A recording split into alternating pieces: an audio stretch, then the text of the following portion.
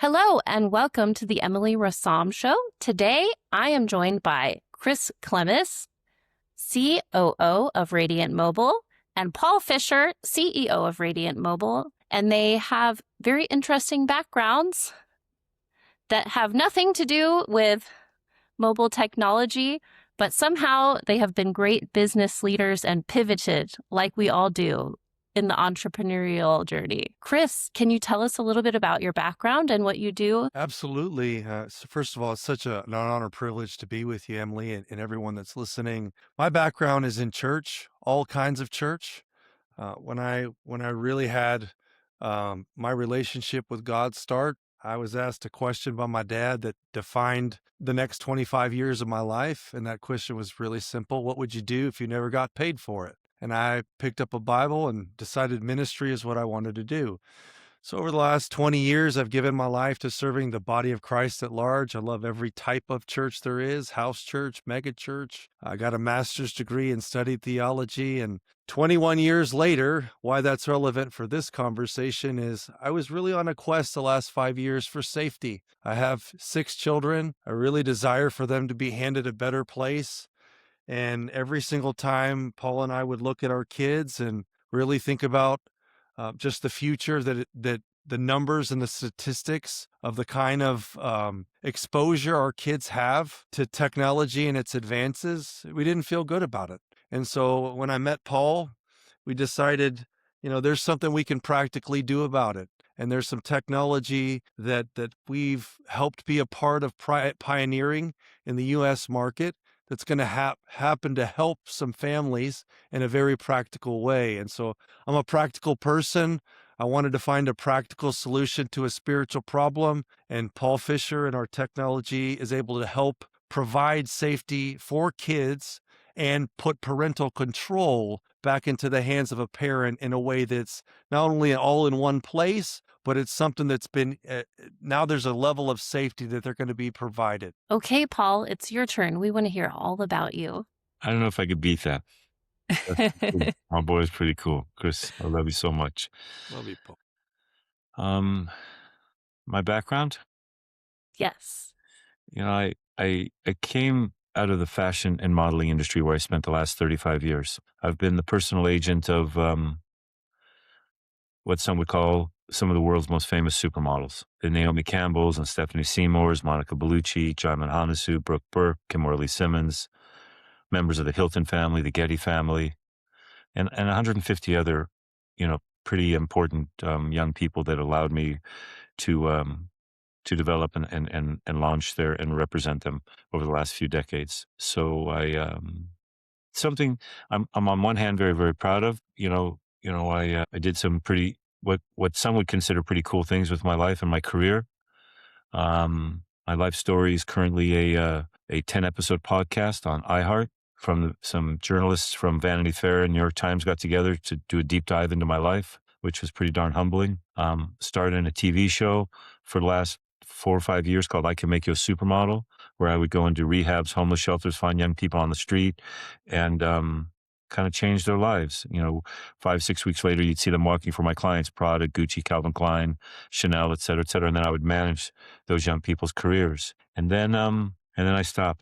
About 2 years ago, something happened, and I decided to close down my management company and stop representing all these big stars. I stopped doing my TV show. My agents weren't the happiest in the world, but I felt that there's a much bigger calling for me in my life, and that's where Radiant Mobile comes along, man. Okay, so for both of you, do you feel that this was like a God thing where you were just being drawn to doing it? That's why I started my podcast. So I will go ahead and say that I didn't know what I wanted to do, but I'm a mom. And I said, I'm going to start a podcast. And that's what was put on my heart. And so I went for it. And did you feel that that was kind of a pushing point for you? It's a very, very good question. And without Paul, I don't think my life would be complete. And that sounds so kind of crazy to say, but the quest for safety started inside of the church as a calling. And it was over the last 5 to 7 years And I started to look at the landscape of the church, the greater church, not just mine, some of the issues that were plaguing the church, ministries that were in headlines for the wrong reasons, Jesus not being honored, stages not feeling safe. I've led worship for 21 years, and so I've seen a lot of different size and scale of the ministry. And the reason I pay Paul that compliment of being incomplete without him is because there was a real inner desire to see something change and something be taken seriously. And some of the inappropriate content, if I could say it that way, that affects the church is a staggering number. And they have no practical way to combat it. And they don't even talk about it in a way that I saw a solution. And so when I met Paul and I heard this determination in his heart to find a way and literally a bulldog tenacity to find a way to stop this, I felt like, man, it resonated so deeply with me as a purpose that I literally dropped everything I was doing and followed that purpose. And so to answer your question, Emily. It did. It answered it quite well. So in this aspect, what is something that your kids have taught you that may have impacted your life that you didn't expect? And also, I remember Paul mentioning that having children has impacted him wanting to do this project even more.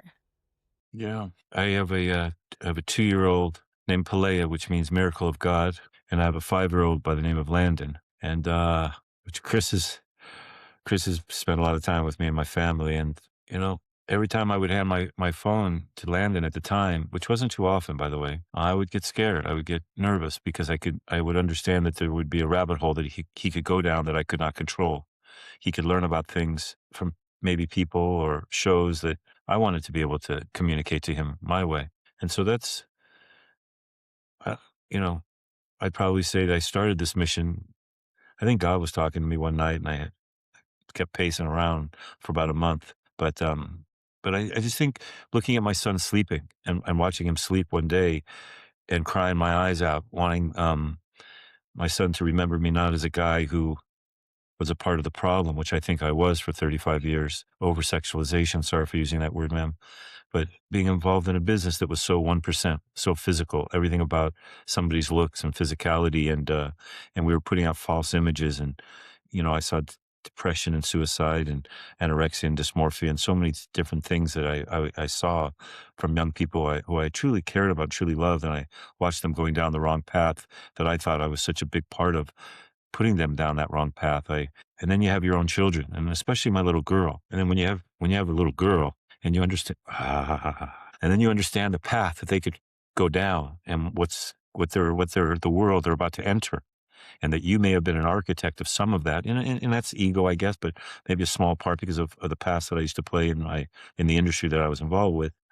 And you look at this little girl and you want to do something about it, change. So, and then God started talking to me, and I had no choice. So my kids played a big role in that you see today, and they played a big role in the career change that I made, ma'am. That's a beautiful thing. It's really amazing how much children impact your life. And how about you, Chris? My story is a little different. So my wife's a pediatrician by trade, and so we never really kind of set out to have as many kids. And the zeal for the ministry took me away from my family for many, many years, ma'am. I missed birthdays. I missed every major thing for years and years and years until about 5 years ago. And I just, it wasn't quite as monumental as Paul's shift, but I just realized like I'm building something for other men and for other things, and I'm neglecting my own family, and they're supposed to be my first ministry. Like they're supposed to be my first ministry. If my wife doesn't feel honored and covered, my children not being discipled right, but I'm preaching the gospel and I'm watching the world change and seeing God do amazing things, I don't know that I feel like I'm really succeeding. And so I'd always been a decent father up until that point, but something right around that place, and it happened to be right around COVID. And for some of you guys that were in COVID for in Florida, it was a different kind of experience. And, we had this major change when I walked away from the ministry right around 2019. And I'm answering your question. My kids spent more time with me during COVID in 2 years than they did in probably 10 or 15 years. My kids, when you ask them about COVID, they would say that that was the greatest time on earth because my dad was there. And so it was the craziest time to redefine being a parent, but I just realized I didn't have to have the most money. I didn't have to have the coolest job. I just had to be there. And it was a recalibration on a whole nother level for me. And man, there's some time I can't get back because my oldest is 19. She's turned 19 yesterday. My youngest is 6. I have 3 boys and 3 girls. And I only say that because they're wild. Kids have some crazy, teenage Amen boys to are that. wild. Paul's technology was built for single mothers with teenage boys. This is for you. If you were just kind of driving around going, what's going on? I'm telling you, we got a solution for you. But ma'am, it was that season of life where God slowed everything down for me to appreciate what I can't get back and what's mine to steward in this life. And that's my children. Yes, I love when you can see beauty in the craziest situations in life, and usually that's retrospectively. So speaking of Radiant Mobile and hiding things from your teenage boys, how are you all responding to some of the media I'm seeing that, oh, this is so controversial? Because what I'm seeing is that I, as the parent, would get to decide what my family is allowed to browse and what they're not. How are you all responding to that? And has it been a big task to try to convince the right people to sign up with your plans? I'll take that one, Chris. Yes, sir. We found it, it's interesting. 100 articles, TV shows, interview, all different kinds of press has been written about us in the last 2 weeks. 27 countries. Some of it really, really beautiful and really positive what we're doing. Some of it not so positive. Which we, it kind of took us back a little bit, to be honest with you, because we didn't think giving parents the right to decide, not the government, not telecommunications companies, not media companies, decide what type of content ourselves as individuals in a free market society and our children get to view. We didn't think that was going to be so controversial. Right. It's weird. It was crazy. In our system, we have 9 hard blocks, and I started to use this word with you, but pornography is non-negotiable. We block it. And by the way, and we tell, it's a great story, but it took us a year to convince a major telecommunication company to allow our cybersecurity company in from Israel to block inappropriate content at the carrier level, so it never reaches our phones in the first place. And it was kind of that was shocking to us that we would say to these telecommunications companies, you have the ability to block this from our minds, from our children's minds. You have the ability to block it. Why won't you do it? And that was pretty shocking that for a year, they wouldn't even talk to us, to be honest with you. And then a year and a day later, they talked to us, and then they allowed our cybersecurity company to come in and create a fence. So the really inappropriate content could not get in. And then we created a filtering program through this technology that allows mom and dad to have a choice of what kind of content their kids can see. The fact that out of the 120 categories that parents have the decision to make, people kept saying, oh, you're blocking LGBT, for example, or you're blocking trans, for example. And we said, no, we're not. You are. We're giving the parents the right to block that if they so desire. But on the other hand, we've created technology that protects hate speech. So in essence, we're actually protecting everyone. Anybody who anti-Semitism, racism, et cetera, we have technology that blocks that. But on the other hand, we believe that the Christian family or any family has the right to block inappropriate content that they so desire. So we're a little bit taken back that it's controversial. As far as getting people to sign up, we're starting our hard launch. Our big launch is next Thursday. People can order actually Radiant Mobile right now, radiantmobile.com right now, App Store, Google, etc. We're doing really, really great. Thousands of people on the waiting list. But our big launch is next week, and I'll say, no matter and I'll close with this, sorry to make it so long-winded, but no matter the people that are a little bit, censorship, your gatekeepers, you're taking a sledgehammer to censorship, all these stupid things they're saying, there's so many positive things that are coming out of it. So many church leaders, church organizations, so many believers, so many people that are from politicians to so many people that are calling us up, veteran groups and law enforcement groups and first responder groups that are saying, we're behind you, we're standing by you, we're here to support you. So we've hit a nerve, we know that, but the positiveness has way, way, way outweighed the attacks that Chris and I are receiving on email and things like that. So sorry to make it so long-winded, but it's pretty powerful and pretty exciting what's taking place, man. That's great. And do you do features where you could block things if you, say, have an addiction to like gambling or et cetera? Is that an option that you have too? Because since in Florida here, they blocked some of the things without your driver's license for explicit content, but now they have Hard Rock Bet advertised ad nauseum as example. Are you able to block those kind of things? Chris?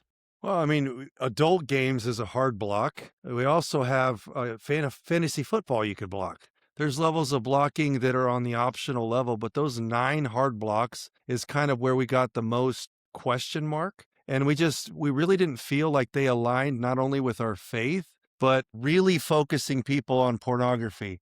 A lot of times we get in a lot of conversations about nuances of these other blocks. For me, we just wanted to come to a real hard stop on protecting people in this one category. If someone's bent on gambling in Florida, they'll go to a place that they can gamble. I mean, we also acknowledge the cell phone is where 70% of the pornography is being consumed.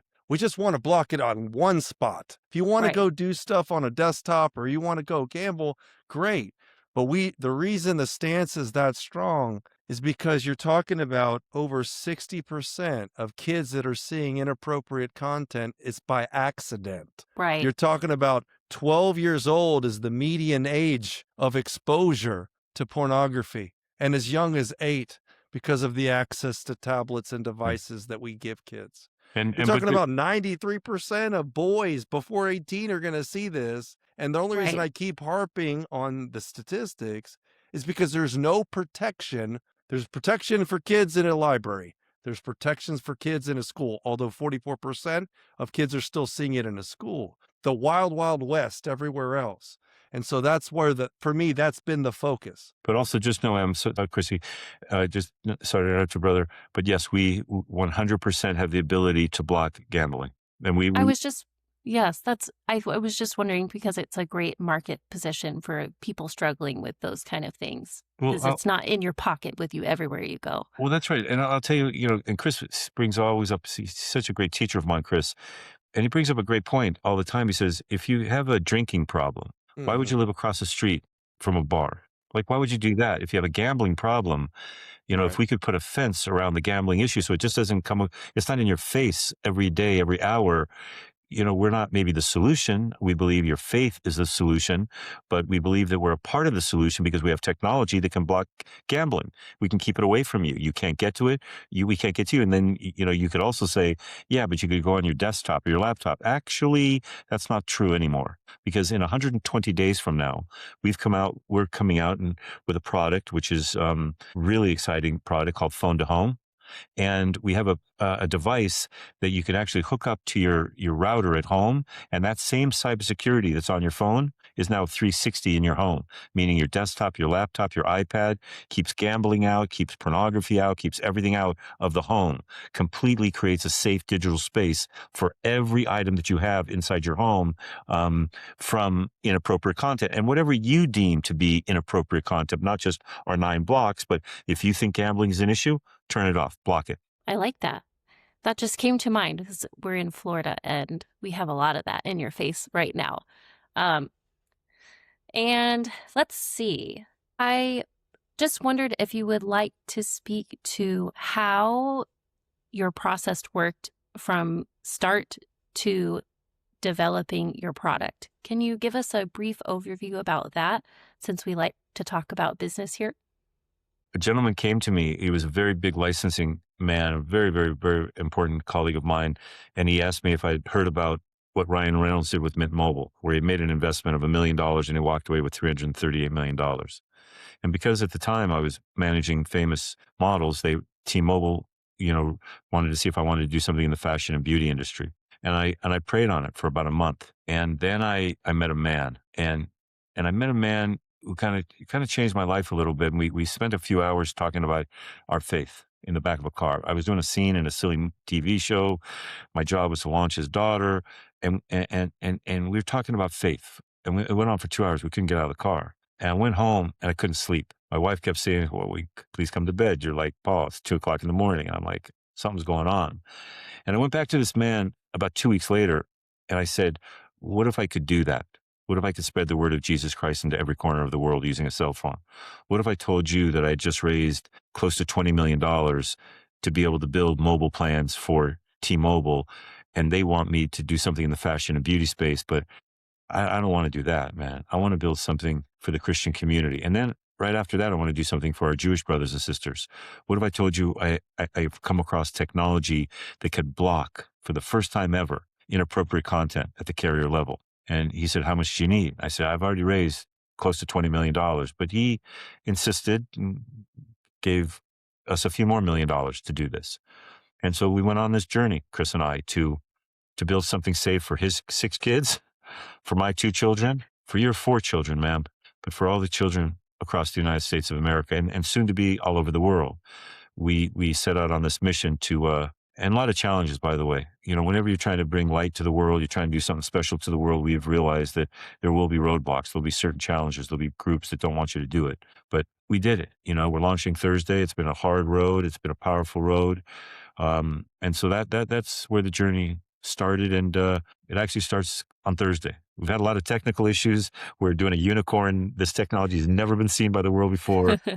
And so a lot of hiccups, but now we're ready. We're ready to show the world. And God willing, change the world just a little bit, just a tiny bit, ma'am. And can you give us a time frame about how this went from conception to rollout next week? 18 months. 18 months? 18 to 20 months. I do want to say one other thing, if I may. Yes. We're the only company in the world that can make this statement, which is not only do we have cybersecurity of a filtering process and parental controls on steroids, geofencing, geolocation. You know where that child is 24/7. You could turn on the internet, turn off the internet, turn on Instagram, turn off Instagram, literally in 5 seconds. You can reward the child with an hour time here, homework time. I mean, we've developed a system that's on another level. Everybody's really proud of that. Here's what I'm proud of, our content. Our exclusive Christian content is on another level. We have the rights to the most iconic characters in the world. We have the rights to Cinderella, Snow White, Peter Pan, Pinocchio, and we have these great characters. We're bringing them home to where they belong, conservative values. We have these great characters telling Bible stories.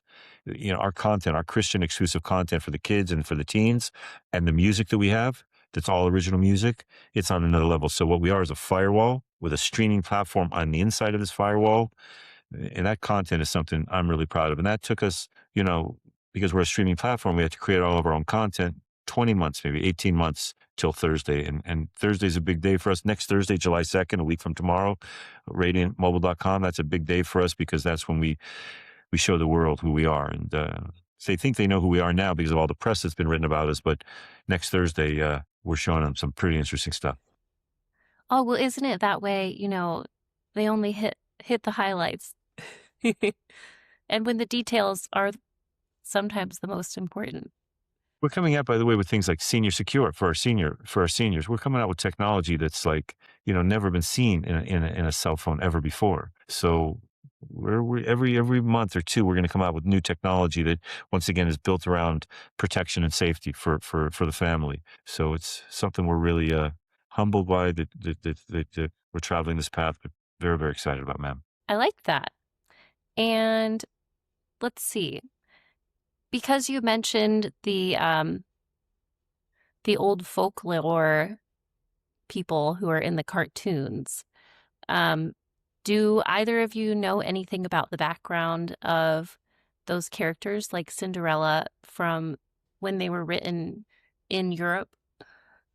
Have you heard anything about those stories? I would love to hear those stories. I know some of them, but not Cinderella per se, but some of the other characters that actually were never created by Disney. They kind of hijacked them, but I haven't heard the Cinderella one. I'd love to hear that. Well, right. Like, so Cinderella, she did have the stepsisters, but in the end, the stepsisters ended up chopping their own toes off to try to fit them in the shoes, because they were so desperate. But they have a lot of really beautiful and timeless lessons that they teach. And some of them kind of parallel biblical teachings as well, but they were not written together or in the same time. So they're a little bit different, but you should really check them out. They're really neat stories. And I've heard some really good lessons on them, and I highly recommend. Powerful. Especially like Snow White. It talks about how you can have a overbearing mother, and like lessons that you don't think of, to remind us as adults how to be good people and good parents and etc. So some of them are really great. I highly recommend. Oh, I'm in. Oh, that sounds really cool. Thank And I was thinking, so who is someone in your life in the past or future that shaped who you are today? May I, Chris? Absolutely. My mom. Simple reason why. I had a little sister who passed away from cancer. She had Hodgkin's when she was 16 years old. Her name was Deborah. And I watched my mom teach me the true meaning of the word selfless, how to think about others before you do yourself. And I used to pick up my sister at the Cedars-Sinai Cancer Center, put her on the toilet and wash her body. And watching my mom care for my sister and the things I learned from my mother, you know, she's still alive. She's 88 years old. She's 88 going on 65 years old. She's amazing. True story. But she is she's my role model. She's who's taught me things that besides my son now, which maybe we'll talk about, but my mom has taught me that word selfless, and that is to me. I aspire. I'll probably never reach who she is, but that's my inspiration. Yes, ma'am. Chris, that's going to be tough to follow up with, but that was a beautiful story. Thank you for sharing, Paul. Yeah, hands down, my father. He passed away, about 12, 15 years ago, rather than 13, I think. And it's the same thing, a selfless love. No greater love has any man than this, than they lay down their life for their friends. The Bible calls us to husband, love your wives as Christ loved the church and gave his life for it. Those are cool things to say, but when you watch the selfless love that someone pours out, it's more than just life changing. My faith was catalyzed in watching his love in action, his patience for people, and his persistence in loving people even when they didn't love him or they didn't believe. And so I learned that from afar watching. We're talking about a guy that was preaching the gospel when I would have blown cigarette smoke in his face and said, I don't care I don't believe anything you're saying. I don't care. But I kept seeing that consistency come from him. And eventually it kind of broke me. And it became just a mark for me. But he was a patriarch in our family, and it was along this selflessness. And I would say there's another trademark he had, radical generosity. I didn't understand. I've got a guitar off to my left that I've played for the last 21 years. That guitar years and years ago was $6,000, years and years ago. He bought me the best instrument money could buy before I could ever play, because he said, you'll rise to that level. I'm not going to start you on the starter kit and then prove yourself like most people would. He said, I want to be generous to you, and I want you to rise to the level of my gift that I give you. And so just a few things about him, that it was selfless and it was generous, and those things really impacted me. So since you mentioned your dad, what are some things as parents you have learned of parenting boys? We'll start with boys. Specifically, because it's a tough thing teaching somebody to be the head of your house. What are some things you have learned along the way, or you are learning? Can I share a story, Paul? Please, Chris. Okay, so I have 3 sons. My oldest son, challenging young man. He's 16 now, and I love this kid. But about 3 years ago, he was in the national news. We were in the national news. And I got a phone call on a Tuesday night that my son had just been attacked by a 12-foot alligator. I don't think I was then, but yes. Long story made short, we pulled up to the scene. I saw my kid. I was terrified at what I was looking at. My wife said, this is not good. She's a physician, like I mentioned. And anyways, about a day and a half later, a lot of surgery, missed major arteries, and he was okay. And the reason I say, what have I learned from my son? And I don't love to say this part, but less than a week and a half out of that surgery, that kid wanted to go back to that same place that alligator was and find that thing and kill it. And I said, this kid is freaking nuts. I mean, I thought that internally, and then I was like, I don't know that I want to shut that off. That's kind of freaking awesome. Yeah. And so he has taught me a level of fearlessness. I'm a fairly large human being, and I go to the gym and take care of myself. That son is not afraid of anyone, especially not me. And I've learned from him that you don't have to be afraid. And when he turned back at me and said, Dad, I'm ready to go back and kill that thing, it like startled me. And so I learned, I don't know if that's just reckless, or I think as a parent, some things like that might scare you, but that's actually a gift. His zeal, I've got to channel, and I can't neuter him and take being a conqueror out of him. I got to focus it in the right way so he's safe. But with boys, there is that balance, and trying to find a way where he's still empowered to be a conqueror, but also is not reckless in the same breath. So I hope that's okay. And if you're Amen a parent, to that. if you're a parent of young boys, I will pray for you. Yes, please. I have 3 also.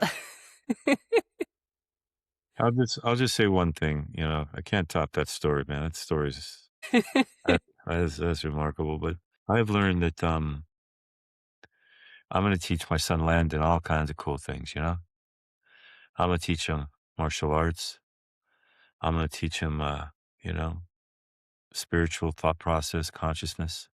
But I've been taught that Landon has actually come here to teach me something much more important, the one thing that my soul has come here to learn, and that's how to love somebody more than I do myself. And then if I could treat each and every person that I meet along the way, yourself, Emily, of course, my boy, Chrissy, and every other individual with that same love that I have for Landon, to love people and others more than I do myself, which to me is the teaching of Jesus Christ. Love thy neighbor. And I think what Jesus was trying to teach us, which my son's trying to teach me, is to truly love thy neighbor is to feel them, and their happiness becomes your happiness, their sadness becomes your sadness, you become one. And Landon's teaching me that every day, to love something more than I do myself. If I could just apply that to everyone else I meet, then I think I'll be ready to go into his arms. Very beautiful too.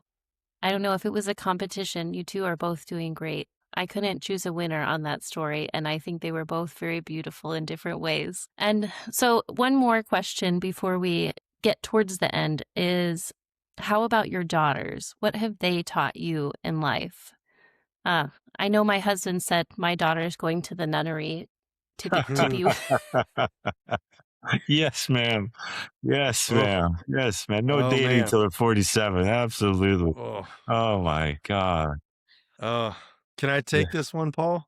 Yes, you can, sir. Yes, so you my can. oldest daughter, probably my most accomplished daughter, she just transferred to play volleyball at University of Florida. She's an amazing person. I was the most absent of her life just because of the travel that I mentioned. And it's hard for me at times I just watched her, drive back off to college, and I'm just like, man, I wish I would have been there. But for my other daughters, I didn't make that mistake again. So I have a middle daughter that deeply needs, I can tell when you have so many kids, you can see which ones are good at certain things. Like Gabe's got that conquering zeal thing I told you about with the alligator. But Naomi, she's kind of like I need affection. And I wanted to make sure to affirm how that should come to her, so she wasn't ever reaching for a man's approval in the wrong way. So she's the one child like that. And then there's the youngest I have, which is Stella. And because of that COVID time, I pretty much raised Stella. And Stella is the absolute apple of my eye. Everyone knows that I love her more than everyone else. And they have a problem every time I say that. And I used to make parents mad. How could you say that? My in-laws would say that.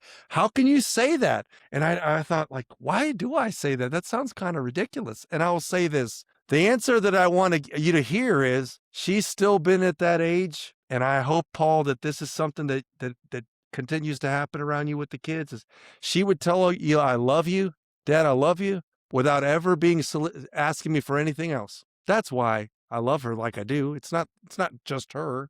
There's something about that connection she has with me without needing anything else. And the other kids have it too. It's just been highlighted in Stella in a way that they all know that I recognize. And so when a kid tells you that they love you without anything attached to it, I want to model that in my relationship with Jesus. Okay. So I want to be a person that can tell the Lord I love him, not because he's going to do something or he's got to give me something. It's because I recognize who he is in my life. And so she's taught me that about my faith just from me raising her. So I hope that answer helps a parent, and forgive me if I stepped on toes of the favorites, but I do have a favorite and everybody in our house knows it. I tell my kids, I say their name and I say, you're my favorite and your name in the whole wide world.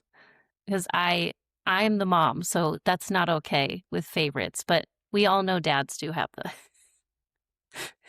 Just being honest. Oh, yeah. And what about you, Paul? So I spent 30 years representing young women at the highest level of the fashion industry. And I had a concept that the only way that I could make them famous and create stars is I had to truly love them. I mean, love them, really care about them. People would think I was a weirdo because at the time I would like take their pictures and I would tape it to my forehead because I had to see them walking for Versace or Valentino, and I had to feel it, I had to envision it, and I had to truly love them, but not like a man to a woman or anything like that, but just love that child. And then I had Pelea. Everything changed. She would lie on my chest and call me daddy, and everything changed. I understood what the word true love and what the word love really meant. I never knew it before. It was just a word I used. I never really understood the true meaning of love. And then I realized, I always treated young women very respectfully, very like a big brother, but then I look back upon my life of what I did in the fashion career, and I just, the over-sexualization, and then I just started to realize, what if those were my daughters throughout that whole process? And how do I want Pelea to be treated in her life? And I wish I could do a lot of those things over again, ma'am. But Pelea has, they say it all the time. They say, have a daughter, but your life changes. Just have a daughter. And that Landon, he's running and having fun, and he's intense, this little man. But little Pelea, because of my back history of my job, that's life-changing, man. That little girl looks at me, calls me daddy, holds my hand. So sweet. Never thought I could experience anything like that ever in my life. Powerful, powerful, powerful, powerful, powerful. Yes, ma'am. I think that God puts things in our path, and I believe that everything happens for a reason. And when you have something in your past that you're not particularly in love with, that it's really a great way to impact other people and teach them, because you know what's going on and you can speak to it in a stronger way than someone who hasn't experienced it. So, I wouldn't let it get me down. I think it's a beautiful thing to be able to help other people. I know everything that I've gone through is for a very, very specific reason, and I got a job to do, and God's talking to me every day to do this job. And as Chris will tell you, as a leader of this team, I'm a pit bull. But when you start talking about my kids, I'm a softie. That's good. I'll melt.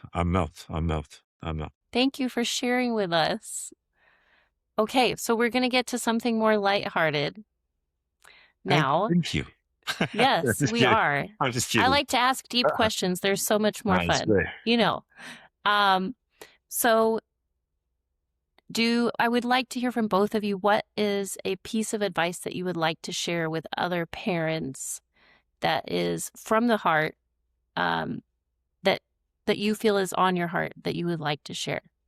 Well, first of all, Chris has got to start because he's the superhero with 6 kids. I'm learning from Chris every day. So this is you, Chrissy. I'm still Okay. learning. I would say, two things that I hear pretty consistently, Emily, is why didn't it, I can't believe this hasn't been a thing yet that you're doing. And it's about time. We've been waiting for you. And so the reason I tie it into what we're doing is because this is a reality for us. I don't know about anyone else listening, but it's terrifying. It is terrifying to me.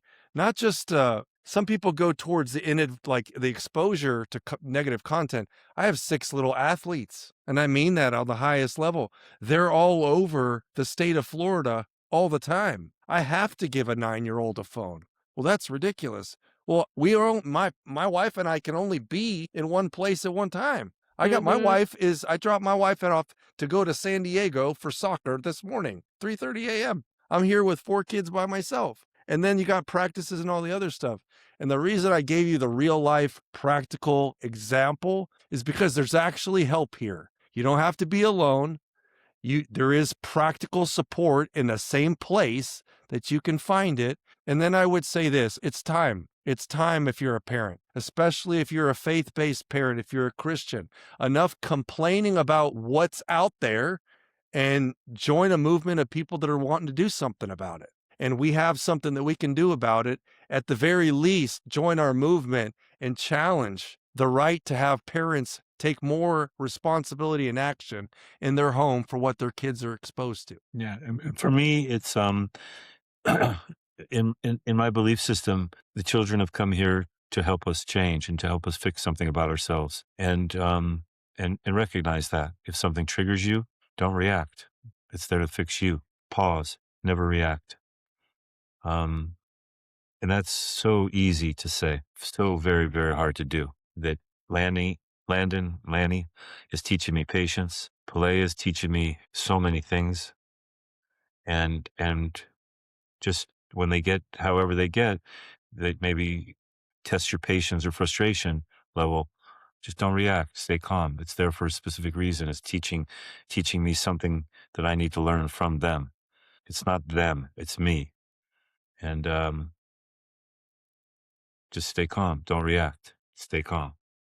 I like to ask everyone, what is your favorite book that you like to recommend that you did not write yourself?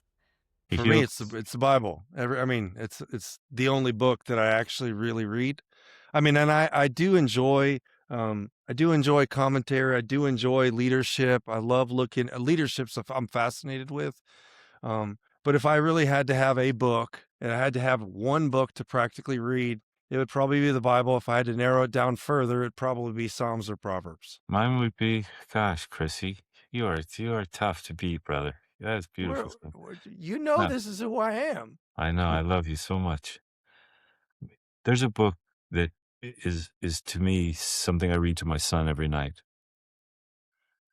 That's right. It's called the Zohar. Zohar, Zohar. It was written thousands of years ago by a couple of gentlemen who buried themselves from the neck down in a cave for 13 years. And this book decodes what some would call the Old Testament. I call the Torah. And it decodes, we believe that, the Torah is a code, and this book decodes the Torah.